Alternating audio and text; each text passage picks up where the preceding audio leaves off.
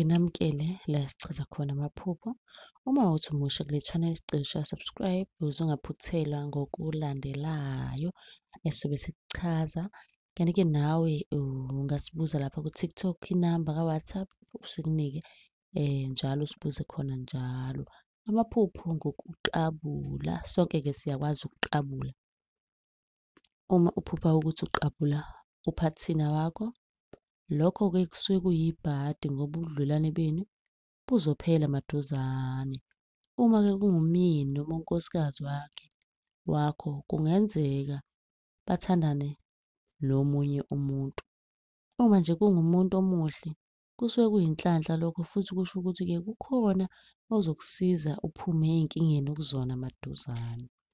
Bengicela-ke nawe ubuze owakho umbuzo kwi-comment section ofisa ukuthi sikuchazele wona kabanzi. Ungakhohlwa phela ukutshela u-subscribe bese ucela nohleli nabo besi-subscribe. Nisale kahle.